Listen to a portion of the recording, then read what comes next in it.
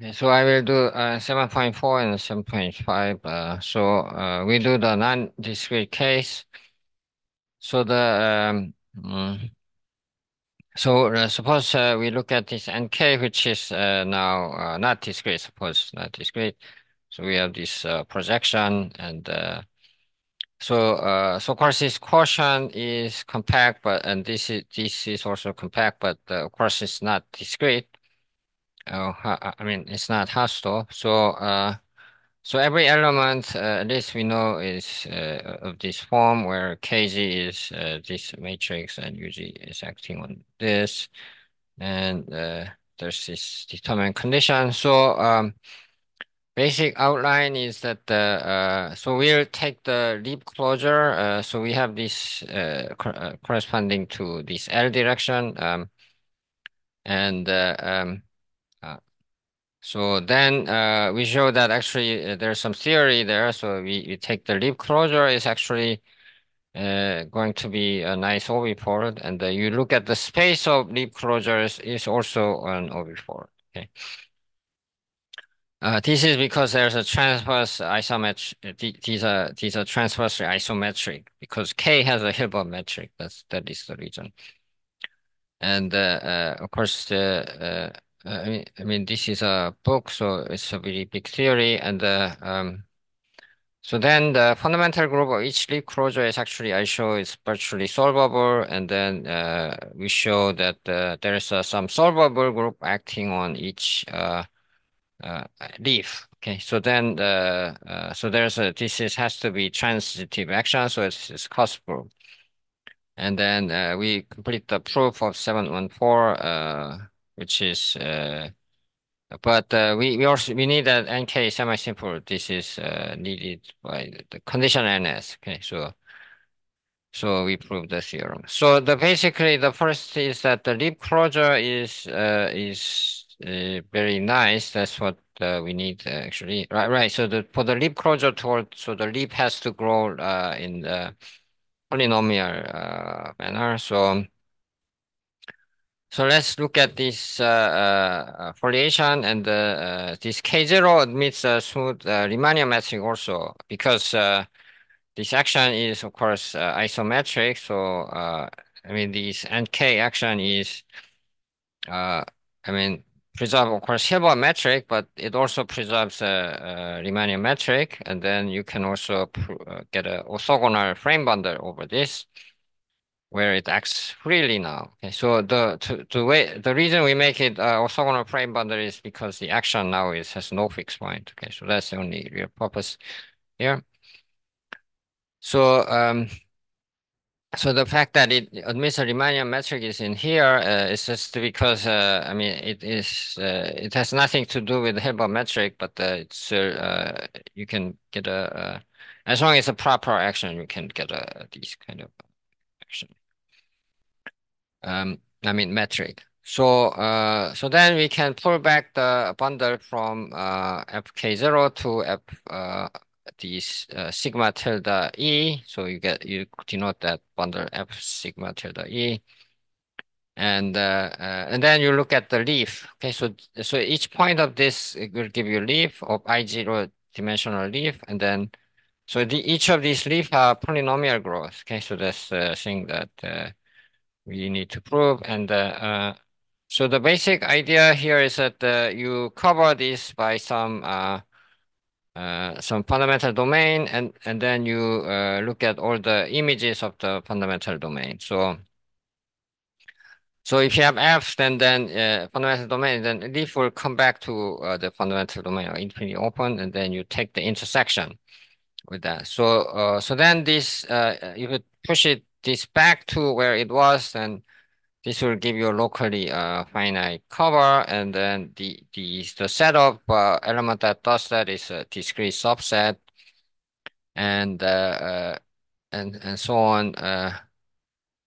So the basic point is that this Kg. So you look at these GIs that goes to these will all go to bounded subset of K, because because these always will move things inside the fundamental domain, images of the fundamental domain. So it always moves things inside the fundamental domain. So it's in the image of the fundamental domain. It moves these things here. So it is actually in the bounded set. So because of that, these eigenvalue is also bounded, and then the transverse and then transverse minimal and maximal is actually related to this eigenvalues. We can show that. Okay, because we assume that transverse uniform middle eigenvalue condition, and so on. So because of that, I can actually show that this determinant is bounded,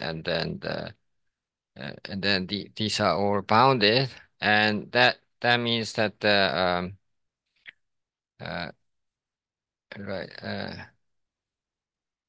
right. So these are all bounded set, and then because these are all have a unit right. So let's look at these U prime. So U prime was the subset of G and R where the eigenvalue, all the eigenvalues are one. Okay, so this is not a group, but you just take the union of all the unipotent maximal unipotent groups. So that was the U prime by this in the corollary. So these GIs are all bounded away from this because of these eigenvalue conditions here. And right, so these GR are in here, and then this U prime grows polynomially, and then this set is discrete. So you can show that these are all polynomial growth with respect to these things. So therefore, uh, I sh- wait, uh, so therefore the thing is that this leaf itself will grow polynomial manner. Okay. So now we have these.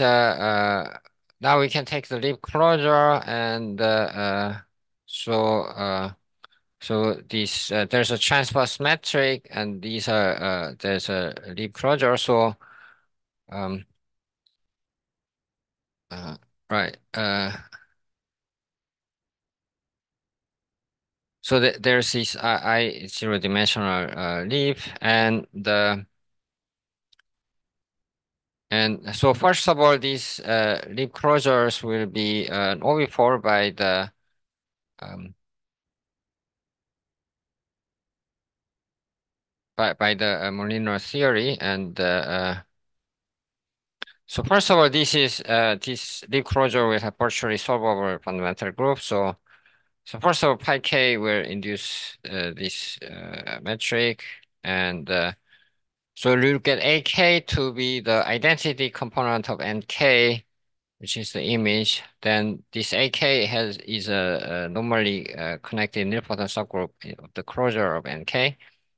So let's say AK the is a normal, actually normal connected nilpotent subgroup. So the proof of that is this NK is of course normalized by so closure of NK is normalized by NK. So AK is a normal subgroup of this NK. AK. So the closure of NK. Sorry, closure of NK. So and then this L maps to polynomial growth leaf. So then, so then the carrier showed that this holonomy will become a nilpotent Lie group in this case. So this is from the carrier theory, and so it acts here freely. So sorry, this is really closure of NK, and so we have this situation. So you take the inverse. So like take a P image of L in this point, then AKP is the orbit of this P, and then you take the inverse image, that will become a manifold because this AK is of course a Lie group, so the orbit is a manifold, and then the inverse image is of course a manifold, right? So it embeds into here, and then you project. Okay, so and then this BL is actually the uh, going to be the closure of these images of L. Okay, in FK. Okay. Uh, uh,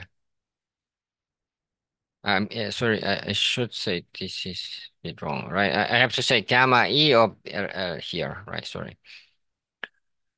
So then this BL tilde is close and is an image of inverse of image of BL, which is a union of copies of BL. So the image is actually a compact manifold because this is closed and you go to close set here, and this has a compact quotient here. I mean, this is compact manifold, so therefore you have this BL is going to be an orbifold here, right? Because these are close set, and then uh,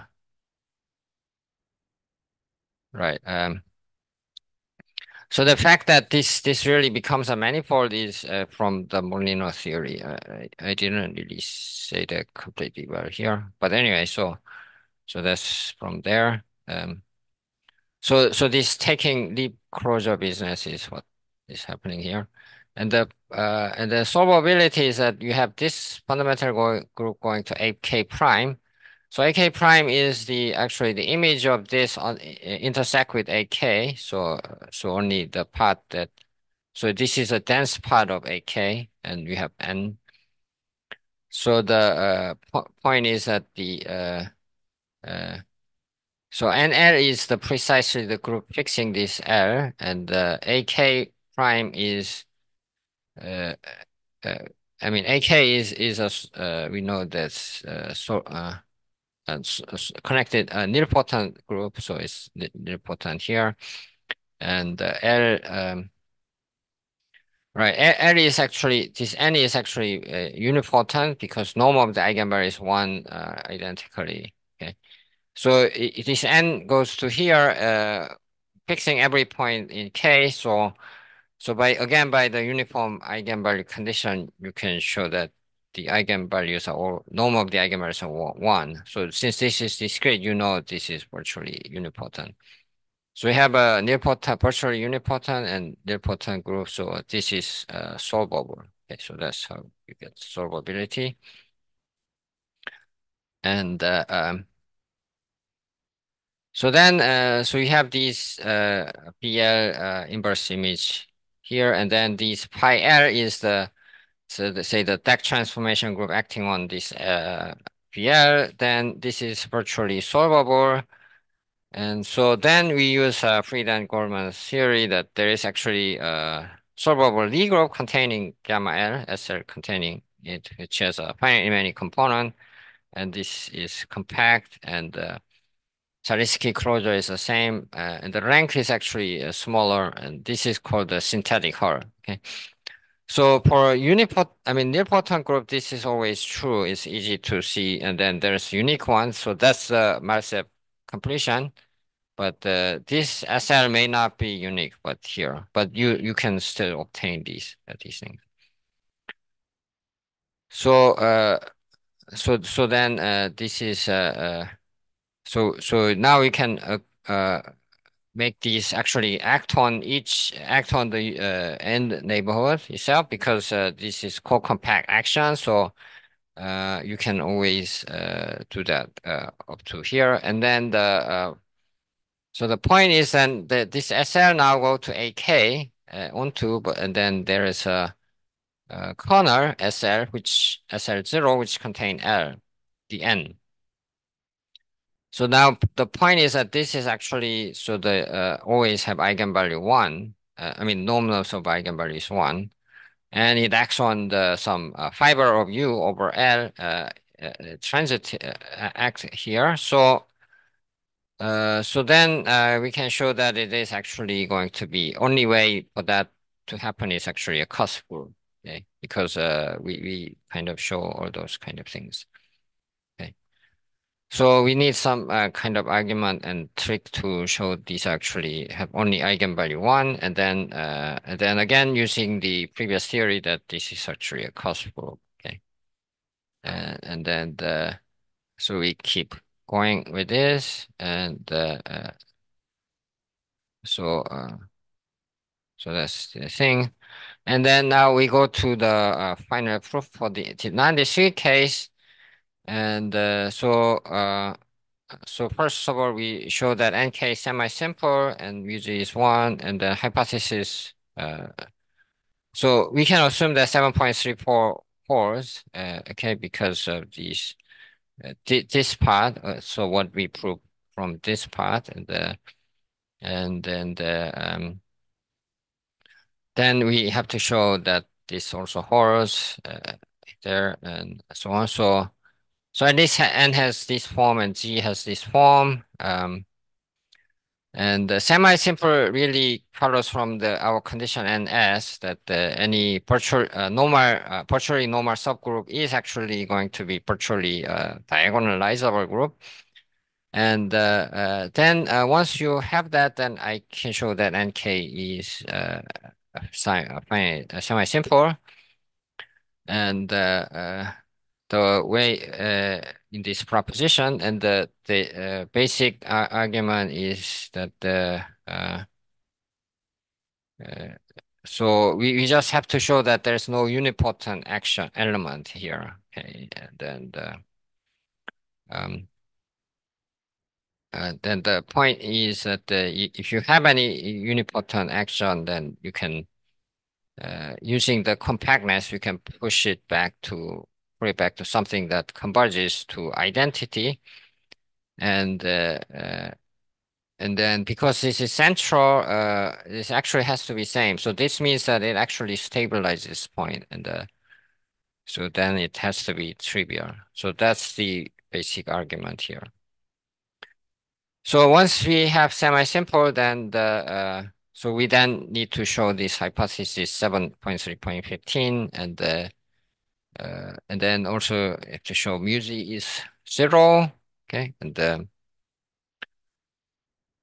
the fact that μg is 0 is some again some sort of geometric argument here, and right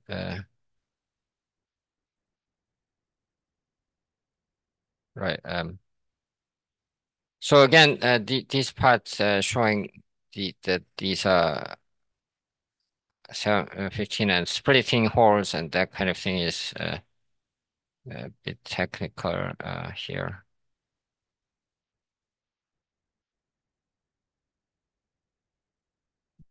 So the when μg is not 0, then I can show the existence of some very big elements. I mean the some hemispheres and that kind of thing.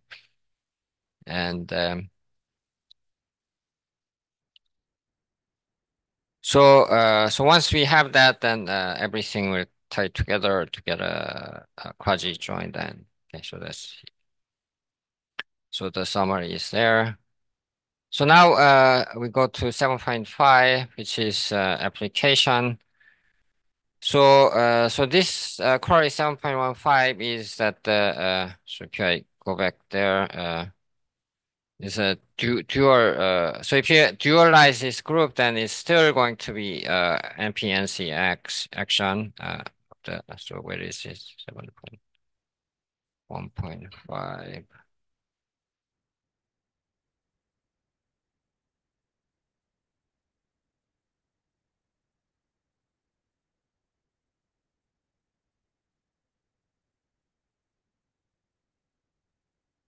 Yeah, 1.5. So we have a quasi-joint N, and then if you take the dual, then that's also going to be NP, NC, and then quasi-joint type here. Okay.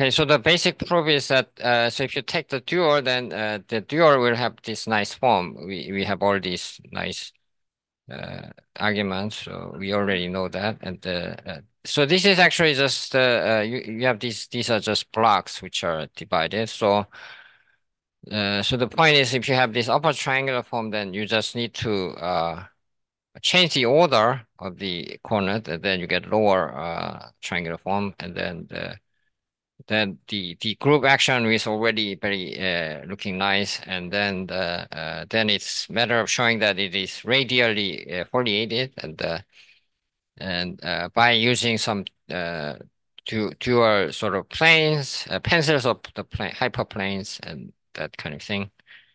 And then you get the quasi joint end again. Also, now 7.52 is actually in the countable example. So there are some non-split NP&CN where the holonomy is actually solvable.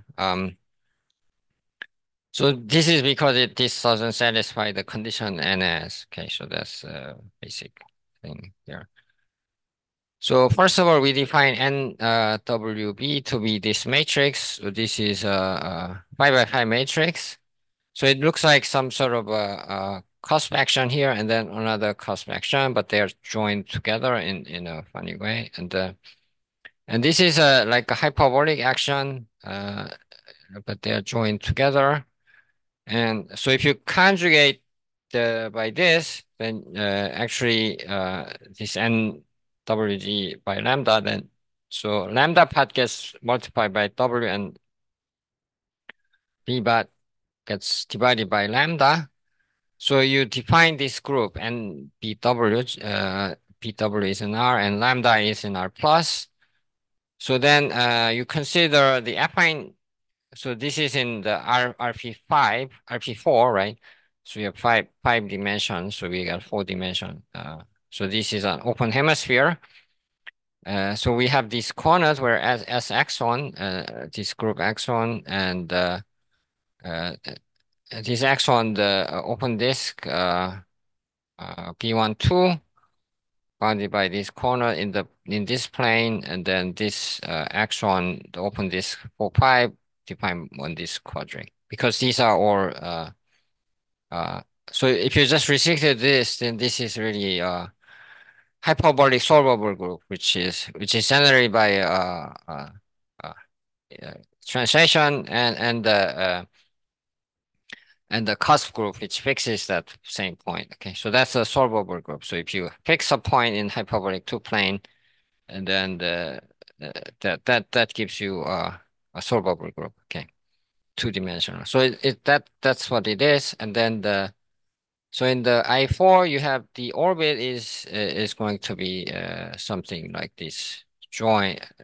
So it looks like quadratic, but there's changes by this constancy. Okay, so uh, this is a three cell in the joint, because C is a variable here, right? C is a variable, and X1, X2 are variable, X3, X4. I mean, X2 and X4 are variables, so we have 3 variables here. So it's a 3 cell, and so if you do and the W of this point of this, then you get the G lambda of this. So we have this exact sequence like this. So therefore, it is actually solvable if you look at this sequence, because this acts non-trivially like non-trivially on this. So it is actually solvable group. And these orbits will give you hypersurfaces here. Okay, so this is a convex hypersurface. So you can take a discrete lattice in here, okay, because this is a 3 dimensional solvable group. So you can just L to be the diagonal matrix with this action. So you can always choose some lattice which is preserved under this action. So therefore you get a discrete uh, uh, uh, discrete group. And um, and so these orbits are convex. So you can take some choice of this point. You can always find some RP. You can consider make this into RPN neighborhoods. Okay. So that's the basic argument here. Okay.